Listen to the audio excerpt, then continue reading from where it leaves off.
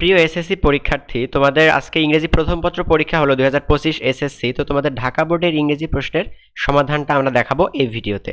তো তোমরা প্রথমে দেখো প্যাসেজ থেকে যে এমসিকিউ গুলো আসে সেগুলোর একটু উত্তরগুলো তুমি মিলিয়ে নাও। 1 নম্বরের উত্তর ঘ, 2 নম্বরের উত্তর কত গ বা সি, 3 নম্বরের উত্তর ডি।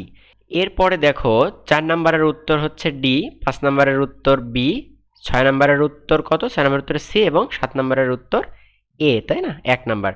তো এরপরে 2 নাম্বারটা হচ্ছে প্রশ্নটা তোমরা নিজেদের মতো করে প্যাসেজ দেখে দেখে উত্তর করতে পারবা।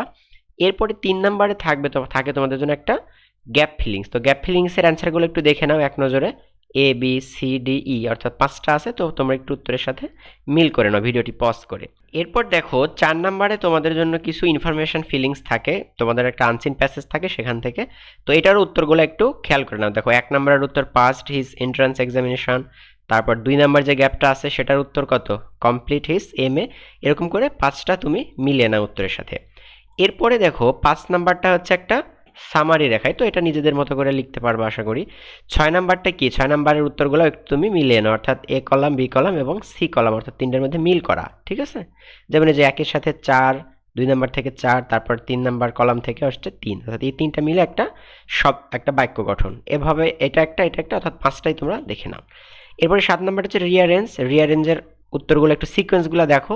ই, তারপর বি, তারপর জি, ডি, এ, এফ, এইচ, সি, ঠিক আছে? অর্থাৎ এখানে দেখলে তোমরা বুঝতে পারবে।